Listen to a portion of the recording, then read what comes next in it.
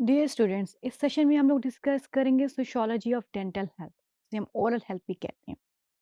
तो we know that dental health is integral part of the general health, यानी आपकी जो डेंटल हेल्थ है, ओरल हेल्थ है, ये एक बहुत इंपॉर्टेंट पार्ट है आपकी जनरल वेलबींग, आपकी जनरल हेल्थ के अंदर।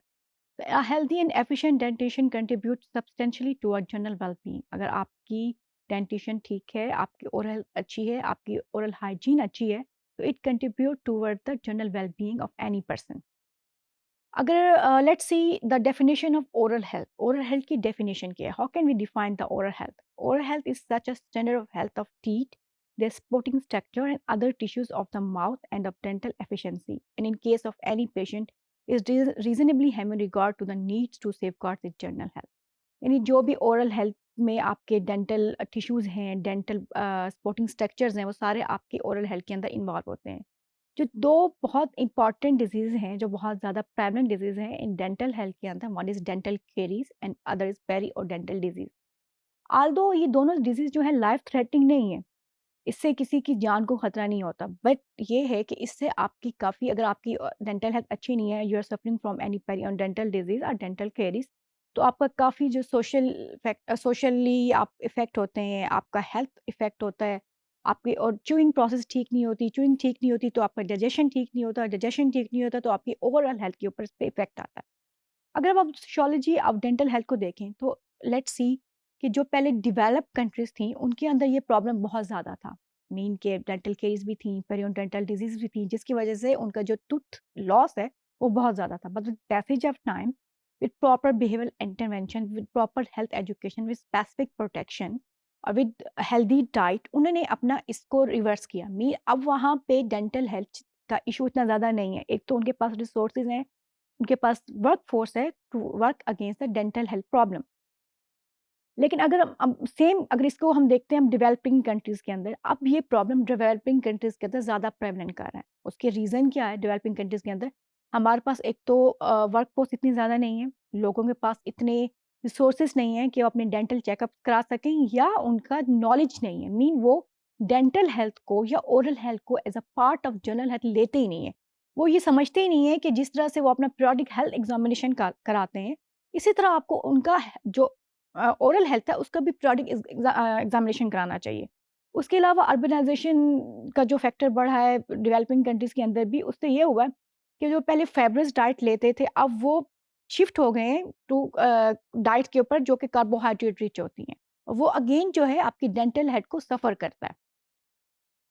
अब हम ये डिस्कस करते हैं कि इसके अलावा कौन से सोशल फैक्टर हैं जो कि डेंटल या ओरल हेल्थ को इफ़ेक्ट करते हैं। तो according to Petersen, social culture environmental factor play an important role in oral disease and health, and this has been demonstrated in several reports.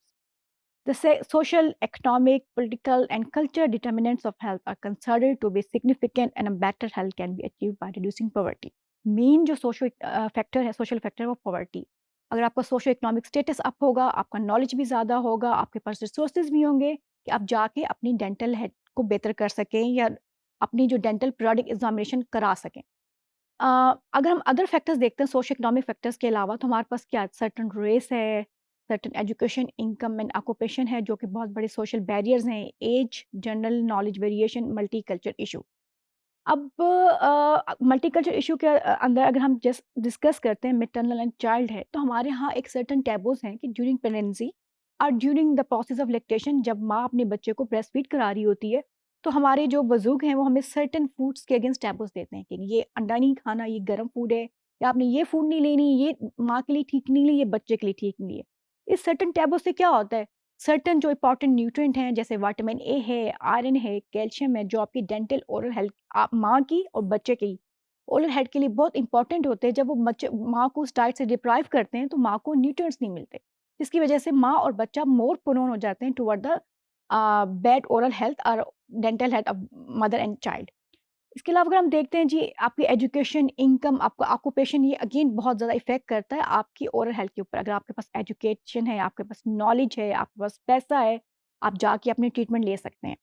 Certain cultures के अंदर सर्टेन रिलीजन्स के अंदर भी dental health को लेके बहुत ज़्यादा डिबेट की गई। अगर आप सिंपल हिंदुइज़्म को देख लें तो उसमें भी उनका एक स्पेसिफिक वुड होती है, जिसको वो यूज़ करते हैं for their oral dental hygiene. वो जिसको अपनी उनकी जो प्रेयर्स होती हैं उनसे पहले यूज़ करते हैं, सूरज निकलने से पहले। अगर मुस्लिम की तरफ से आते हैं तो बीइंग अ मुस्लिम हम ये देखें कि हमें नमाज़ का हुक्म दिया गया है। नमाज़ में क्या करते हैं, हम 5 टाइम वज़ू करते हैं। वज़ू करने से क्या होता है? आपकी ओरल हेल्थ बेहतर होती है। जब आप वज़ू करते हैं तो आप रिपीटेडली अपने माउथ को वॉश कर रहे होते हैं। उससे आपकी ओरल हेल्थ का प्रॉब्लम बहुत ज़्यादा सॉल्व होता है। सेकेंडली हमारे अंदर मुस्लिम रिलीजन के अंदर एक और कंसेप्ट है कि आप बिफोर नमाज आप लोग कोई मसवाक यूज़ करते हैं और वो भी आपकी डेंटल ओरल हेल्थ को बहुत बेहतर करता है। इसके अलावा हमारे जो बाकी रिलीजियस में ये देखें कि सर्टेन जो है ग्लॉसिंग की जाती है कि अगर कोई आपके खाने के बाद कोई चीज़ आपके दाँत में रहेगी तो आप उसको क्लियर करते हैं। तो अगर हम मुस्लिम कल्चर को देखें तो मुस्लिम रिलीजन में, कल्चर में डेंटल हेल्थ को हमारे इस मज़हब ने बहुत ज़्यादा इम्पोर्टेंस दी है और इसको एक इम्पोर्टेंट पार्ट रखा गया है आपकी जनरल हेल्थ का, वेल-बीइंग का। हमने एक रिसर्च की लाहौर के अंदर जिसमें हमने ओरल हेल्थ और डेंटल हाइजीन को चेक किया। कहाँ पे? डिफरेंट सेंटर्स के अंदर। मीन हमने कुछ मदरसास को कवर किया, कोई लोअर क्लास मदरसा, अपर क्लास मदरसा, कुछ फॉस्टर्स केयर जहाँ बच्चे हॉस्टल्स में आके रह रहे हैं अपने घरों के पास। हमने उनका कंसेप्ट चेक किया, तो उनका कंसेप्ट डेंटल हेल्थ और ओरल हेल्थ को लेके क्या है? तो जो मदरसास थे उनके अंदर हमें डेंटल हेल्थ ज़्यादा अच्छी मिली बिकॉज़ उनका एक नॉर्म बना हुआ था कि बिफोर एवरी नमाज़ मसवाक करते थे। जब वो मसवाक करते थे तो उनकी ओरल हाइजीन बेहतर थी। और जो कुछ लोअर सोशल क्लास के थे और जो ये वहाँ पे ये प्रैक्टिसेस नहीं हो रही थी, उनकी डेंटल हेल्थ, ओरल हाइजीन बहुत बुरी थी। They are suffering from many dental caries and periodontal problem. इसके अलावा इंटरेस्टिंगली जो चीज़ हमने फाइंड आउट की कि सर्टेन ऐसे मदरसा थे जो कि कुछ कुरानी आयत को भी यूज़ कर रहे थे फॉर देयर डेंटल और हाइजीन के लिए, कि उनका ये ख्याल था कि अगर डेंटल पेन है तो they can solve their problem by using this ayat and by using this मसवाक, और उनकी डेंटल हाइजीन बेहतर थी बाय यूजिंग द मसवाक फ्रॉम अदर जो अपर क्लास के हमारे फॉस्टर केयर सेंटर्स थे जहाँ पे टूथ ब्रशिंग हो रही थी और बाकी प्रॉब्लम्स हो रहे थे, बाकी चीज़ों को वो लोग कवर कर रहे थे।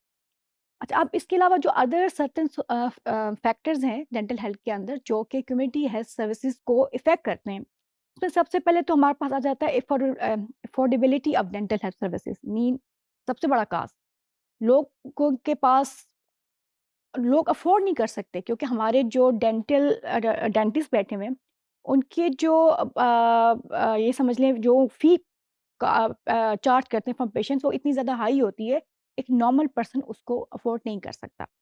एक्सेसिबिलिटी मीन अगर कोई पर्सन किसी विलेज में रह रहा है, किसी गाँव में रह रहा है, तो वहाँ पे ऑब्वियसली डेंटल डॉक्टर नहीं होते और उनके पास एक्सेसिबिलिटी नहीं होती कि वो डेंटल डॉक्टर के पास जाके अपना प्रॉपर डेंटल चेकअप करवा लें।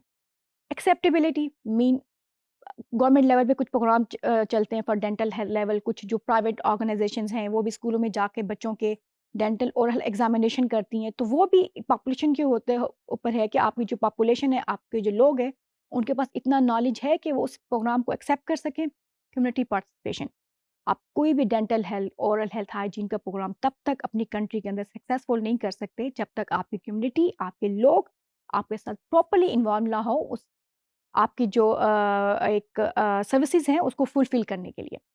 Sustainability of programme, sustainability programme कब आएगा? आपने एक प्रोग्राम स्टार्ट कर दिया and you don't have sufficient funds नहीं है आपके पास या रिसोर्सेज़ नहीं है या मैन पावर नहीं है और आके आपको उस कहीं पे जाके उस प्रोग्राम को स्टॉप करना पड़ जाता है।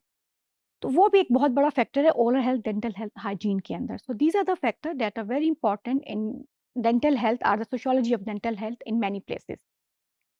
Thank you very much students.